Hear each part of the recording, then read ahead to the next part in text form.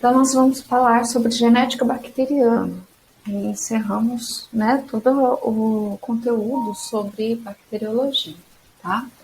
Então, os objetivos será de relembrar conceitos fundamentais sobre o material genético e descrever as características do material gênico bacteriano, né, especificamente, e compreender os fenômenos de mutação e recombinação genética. Bom, então relembrando um pouquinho esses conceitos sobre genética, né, sobre, na verdade, genoma, então aqui está sendo estudado dentro da genética. A genética é a ciência da hereditariedade, né, que vai incluir todo o estudo sobre o que são os genes. Então, como os genes transportam informação, como que eles são replicados, né, e transmitidos de geração em geração entre os organismos, como que é influenciada a expressão do gene, porque às vezes o gene está ali, mas ele não está expresso, né? E aí, quando ele se expressa, ele vai mostrar alguma característica específica de um organismo, tá? E aí, o genoma, né, quando a gente se refere a essa palavra, ela inclui toda a informação genética em uma célula. Então, nas células, nós temos essa informação genética armazenada nos cromossomos, que são estruturas de DNA que vão transportar fisicamente a informação hereditária. E o DNA, né, ele está, assim constituído os cromossomos, de uma forma organizada. Então, nós temos os genes, que são fragmentos de DNA, e aí esses fragmentos eles vão se unindo, por isso que formam os cromossomos, tá? E são justamente os genes que codificam os produtos funcionais para a célula. A composição do DNA, né, o nome que vem essa sigla é porque ele é um ácido desoxirribonucleico, que são unidades repetidas de nucleotídeos. Aí a gente vai ver, então, essa unidade fundamental, que são os nucleotídeos, tá? Mas a diferença de DNA e RNA é que no DNA é desoxirribonucleico e no RNA é ácido ribonucleico. Ele mantém uma hidroxila no açúcar, né, que compõe o nucleotídeo. Então vamos lá, é como se nós tivéssemos vários nucleotídeos ligados que formam o DNA. Esse nucleotídeo ele é composto por 3 partes. A desoxirribose, ou seja, a ribose é um açúcar pentose, e nesse açúcar nós vamos ter um carbono que não terá uma hidroxila, por isso que é chamado de desoxirribose. E aí, nesse açúcar, nós temos ligado um grupamento fosfato e uma base nitrogenada. Então, isso aqui é a constituição de um nucleotídeo. E essa base nitrogenada é que vai diferenciar os tipos de nucleotídeos, né? Então, no DNA, nós encontramos citosina, guanina, adenina e timina. O nucleotídeo, né, ele vai receber o nome conforme a base nitrogenada que o compõe. Então, no caso, citosina, guanina, adenina e timina para o DNA. No caso do RNA, nós não encontramos timinas, e sim uracila, tá? E aí, também outra diferença é que o açúcar pentose, ele mantém a sua hidroxila. Então, por isso que ele é apenas uma ribose, né, que constitui o nucleotídeo dos RNA, tá? Bom, então a estrutura do DNA, ela acaba sendo longos filamentos de nucleotídeos, e eles vão sempre alinhados, pareados, tá, nesses 2 filamentos, e vão formando uma hélice dupla. Cada filamento alterna um açúcar e um grupo fosfato. E as 2 fitas, elas são mantidas por ligações de hidrogênio entre as bases nitrogenadas, tá? E é por isso que a adenina sempre se pareia com a timina e a citosina sempre se pareia com a guanina, tá? E no caso do RNA, então nós teremos a adenina se pareando com a uracila. Então aqui nesse slide fica mais fácil a gente compreender. Então a fita de um lado, né, que a gente chama de extremidade 5' é porque justamente o grupamento fosfato, né, ela inicia com esse grupamento fosfato livre para fazer ligação com o outro nucleotídeo, tá? Que ele está no grupamento 5 da ribose. Então, nós temos aqui a timina, que vai se parear com a adenina, com 2 pontos de hidrogênio.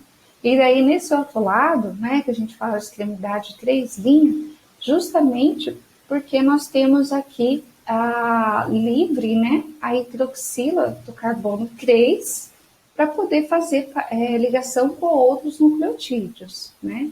Então, por isso que elas são opostas.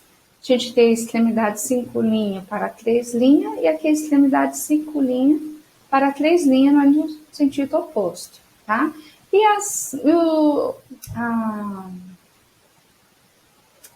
no caso, os grupos nitrogenados, né, que dá a característica do nucleotídeo, né, as bases nitrogenadas, a timina se pareando com a adenina, a guanina com a citosina e vice-versa também, tá? E aí é claro que essa fita ela vai tomando uma conformação de alfa-hélice que confere estabilidade à estrutura do DNA. Bom, mais alguns conceitos, né? O que quer dizer genótipo e fenótipo? Genótipo, então, é toda a composição genética de um organismo e tudo nela vai estar ali armazenado, toda a informação a respeito das características desse organismo. Então, é todo o seu DNA. E fenótipo é a manifestação desse genótipo.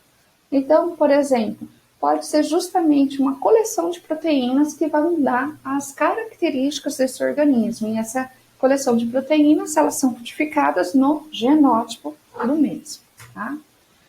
Em relação especificamente à bactéria, nós temos um material genético bacteriano composto por um único cromossomo circular.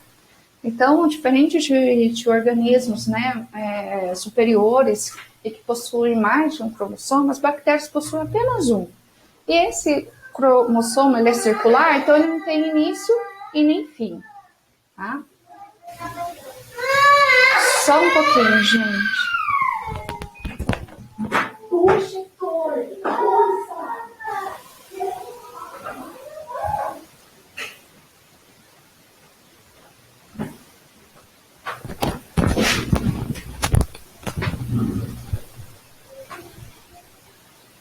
Pronto. E esse cromossomo, ele é muito grande se a gente fosse linearizá-lo, tá? Mas o que acontece? Ele é altamente compactado dentro ali do citoplasma da bactéria e ele vai ser todo recurvado e dobrado assim. A gente faz uma analogia, uma semelhança com um novelo de linha, né? Todo empacotadinho. Então, por isso que ele consegue caber, né, dentro da bactéria, né? Porque se a gente fosse, que nem aqui no caso, essa microfotografia, no caso, foi linearizado o cromossomo da bactéria. Então, olha a quantidade, né, a dinâmica dele, né, o tamanho dele em relação ao próprio corpo da bactéria. E ele fica ancorado, né, em um ponto da membrana citoplasmática. Então ele fica aderido ali, então ele não fica solto dentro do citoplasma, não, ele tem uma partezinha dele que fica ligado na membrana, tá? E aí isso não faz com que ele fique se movimentando, né, assim, de um polo ao outro do citoplasma, mas ele é só uma parte que está ancorada ali na membrana, tá? Então, por exemplo, só para a gente ter uma ideia, né, Escherichia coli, o DNA tem cerca de 4,6 milhões de pares, né, porque ele é medido por quantidade de pares de base, tá? E possui aproximadamente 1 milímetro de comprimento se ele for supraenovelado, então ele até seria visualizado, teoricamente, o comprimento dele, né, a olho nu. Bom, e como que acontece, então, a replicação do DNA bacteriano, tá? Então, a gente sempre tem que considerar o seguinte, uma bactéria, nós vamos ter o DNA parental, que é o DNA dela mesmo. E quando a bactéria ela vai se dividir em duas células filhas, então esse DNA ele vai se multiplicar também em duas moléculas filhas idênticas, que é justamente cada molécula que vai para cada filha dessa bactéria, tá? E cada fita da dupla hélice desse DNA parental, né? Então, o DNA parental que eu vou chamar é o DNA da célula, antes ela se dividir.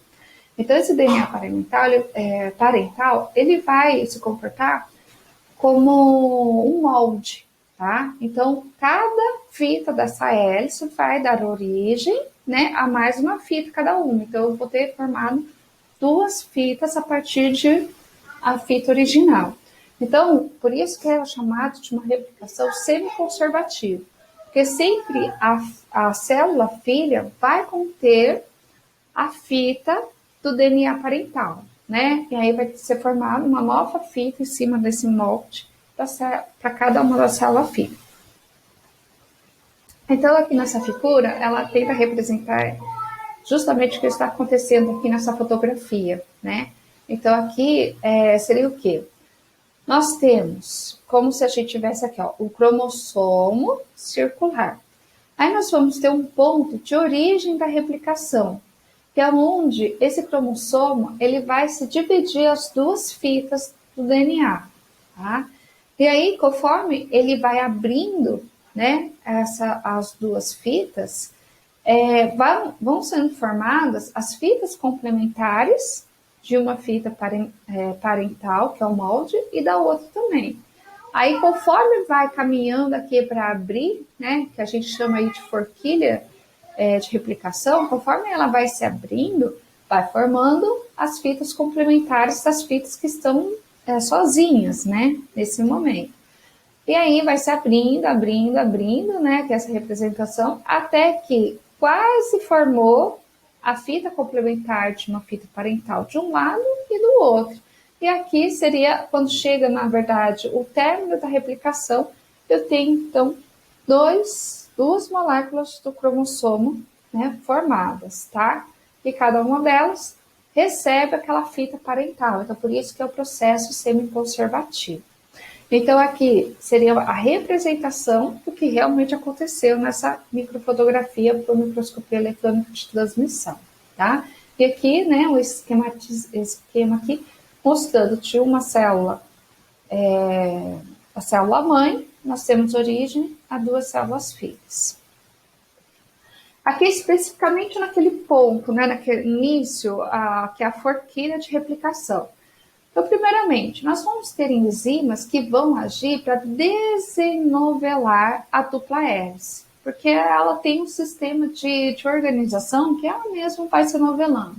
Então, a gente precisa de umas enzimas que provoquem esse desenovelamento e proteínas que vão estabilizar esse DNA parental para ele não se novelar novamente, tá? Então, essas proteínas aqui, ó, que são essas bolinhas azuis, elas justamente vão estabilizar para ele ficar separado.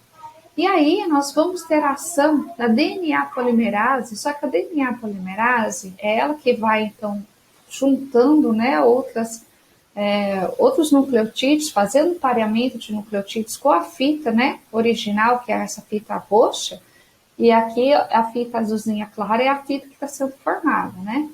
Mas ela age sempre na direção 5' para 3'. Tá? Então, nessa fita de cima aqui, que é a fita, né, original 3' para 5', ela vai formar, então, a fita oposta, que vai ser 5', 3'. Já na fita aqui de baixo, nós temos a fita, então, 5' para 3'. Então, como que a DNA polimerase vai conseguir agir? Então, aqui vai ser diferente, porque ela tem que agir nesse sentido aqui, ó, no caso inverso, né? 5' para 3'. Então, aqui nós vamos ter uma RNA polimerase que vai formar um iniciador de RNA, né? Que na verdade é a complementação da fita de DNA, né? Aqui nesse caso. E aí, a partir desse iniciador de RNA, a DNA polimerase, ela o lê, entende que é o início da complementação da fita de DNA e começa ao pareamento, tá? Então, no sentido 5' para 3', que é o sentido que ela consegue agir. E aí, nós temos que vão ser feitos, ó, segmentos, né? Porque daí, novamente, a gente vai precisar de um iniciador de RNA, aí vem uma outra DNA polimerase, se liga e faz o segmento, tá? Na verdade, ela vai fazendo de assim e vai vindo para cá, porque aqui está abrindo. Então, aqui vai ter um outro iniciador de RNA, uma outra DNA polimerase que vai fazer mais o segmento. Aí depois a gente vai ter a ação da DNA ligase, que vai unir esses fragmentos descontínuos, tá? Da fita atrasada. E aí ela vai formar, então, a nova fita complementar aqui da fita, que no caso é 5' a 3', tá? Bom, e aí nós vamos falar um pouquinho sobre a RNA e síntese proteica. Então, como que a informação do DNA desse cromossomo, né, ela é utilizada para produzir as proteínas? Então, a gente vai ter os dois processos importantes, que é a transcrição e a tradução. Então, a transcrição é quando a informação genética está no DNA, né, ela é transcrita para uma sequência de RNA. E aí vai ser o nosso RNA mensageiro, tá? Esse RNA mensageiro, ele vai até o ribossomo e vai fazer o processo de tradução. Então, essa informação do RNA mensageiro codificada, essa informação codificada nesse RNA mensageiro, ela será utilizada para traduzir em uma sequência de aminoácidos e formar uma proteína. E essa proteína que vai ter uma ação específica nas atividades celulares, tá? Então, falando um pouquinho sobre a transcrição. Então, o RNA mensageiro, ele transporta a informação codificada e ele vai ser sempre sintetizado também na direção 5' a 3', tá? E aí, acaba sendo a mesma situação. A RNA polimerase, ela liga-se ao DNA, né, no local denominado promotor, e vai polimerizar o RNA mensageiro, tá? Até a região de terminação, ou seja, que seria a região, agora eu terminei o segmento, né, desse gene, e vai transcrever aquela proteína de interesse. Então, a transcrição, né, o DNA serve como molde para a adição de nucleotídeos no RNA mensageiro. Então, para cada citosina vai ser pareada uma guanina. Para cada guanina vai ser pareada uma citosina. Uma timina do DNA vai parear uma adenina, que é do RNA, e uma adenina do DNA vai parear uma uracila, que vai ser a molécula, né, a composição do RNA. Então, aqui é a diferença, né?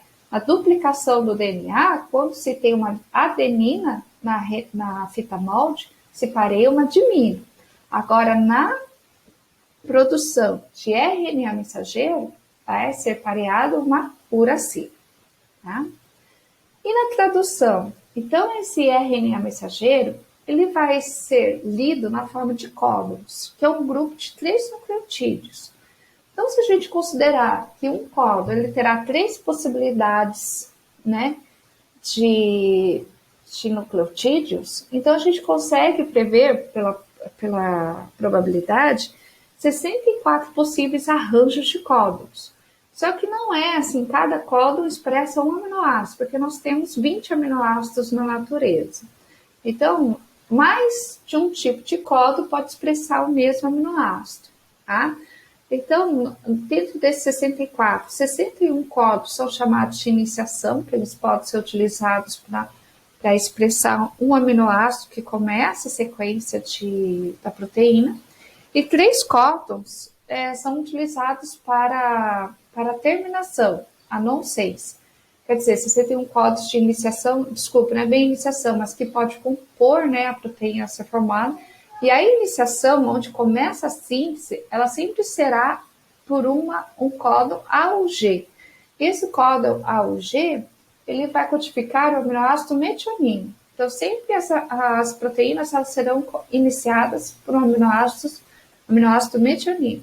No caso de bactérias, essa metionina ela é diferente, tá? Ela tem um resíduo formil, então é uma formilmetionina. Então, assim, é um aminoácido com esse resíduo formil. Então, aqui, as possibilidades de códons e aminoácidos que eles vão codificar, né? Então, a gente pode ter, mais de um tipo de códon codificando a fenilalanina, né? 4 tipos de códons codificando a leucina, tá? E assim por diante, porque nós são 64 possibilidades, sendo que um códon sempre é para codificar a metionina, né? E no início da sequência de codificação, tá? Porque aqui a metionina, deixa eu localizar aqui. Ela sempre estará, então, iniciando as proteínas, tá? E os códigos de parada, ou seja, de parar a codificação, são esses três aqui, tá? Ou seja, eles que vão parar, terminar a codificação do RNA, certo? E a tradução? Então, o RNA mensageiro, ele vai até o ribossomo. Então, na verdade, pessoal, isso aqui que eu queria frisar, né? O ribossomo que tem a função de sintetizar a proteína, tá? O RNA mensageiro, ele apenas leva a informação genética até o ribossomo e lá no ribossomo ele será lido, tá? E no ribossomo, a função do ribossomo é sintetizar a proteína. O RNA, ele apenas leva a informação, por isso que ele é chamado de RNA mensageiro. E quando ele é lido no ribossomo, nós vamos ter a participação de um outro tipo de RNA, que é o RNA de transferência, tá? Por isso que é tRNA. Então, o RNA de transferência, ele vai trazer o aminoácido, né, conforme o anticódon dele, e aí, quando ele lê o código do RNA mensageiro, ele consegue se ligar, tá? Porque ele tem um anticódon, ou seja, seria um pareamento inverso aí também. E aí o ribossomo, ele dirige ordenadamente a ligação do RNA de transferência ao códon, né, do RNA de mensageiro, e monta os aminoácidos em cadeia, produzindo a proteína, tá? Então, aqui, ó, seria a representação do ribossomo, essas partes vermelhas, então a subunidade maior ribossômica, que é de 50S, e a subunidade menor aqui embaixo de 30S. Então, vem o RNA mensageiro, e sempre nós vamos ter o código de iniciação A1G, tá? Que vai se referir ao, você vai se ligar com o anticódon do RNA de transferência. Então, qual vai ser esse anticódon? Justamente os nucleotídeos que se pareiam com esse do RNA mensageiro. Então, para uma adenina, nós vamos ter que ter o pareamento de uma uracila. Para uma uracila, uma adenina. Para uma guanina, uma cetonina. Então, esse RNA de transferência consegue se parear aqui e traz uma metionina ligada a ele, tá? Isso aqui, então, nesse primeiro momento, que vai ter afinidade com esse anticódon, do RNA de transferência, vai acontecer justamente para o códon de iniciação, e aqui, ó, esse sítio P, essa parte aqui do ribossomo, tá? Então, ele se liga aqui no primeiro códon de iniciação e traz a metionina. Aí, o segundo códon, ele é lido, né? UUA.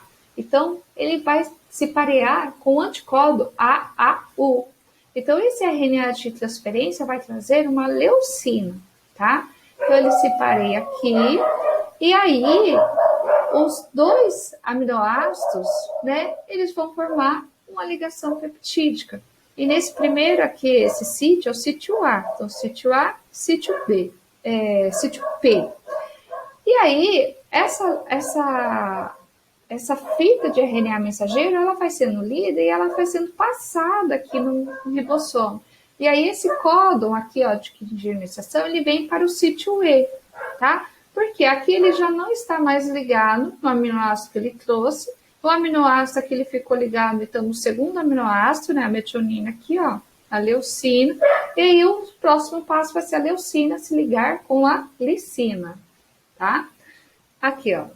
E vai liberando os RNA de transferência. E aqui no sítio P vai sendo formada a cadeia polipeptídica da proteína, tá? E essa cadeia polipeptídica da proteína, né, quando chegar o códon de parada do RNA mensageiro, ou seja, não vai ter nenhuma ligação com o anticódon de um RNA de transferência, por isso que ele é chamada de códon de parada. Aí essa fita caminha, esse anticódon aqui que já deixou a ligação com dos aminoácidos, ele vai se desligar, e aí nós temos a proteína pronta, né? O RNA mensageiro, ele já acabou a sua função, tá? O de transferência também.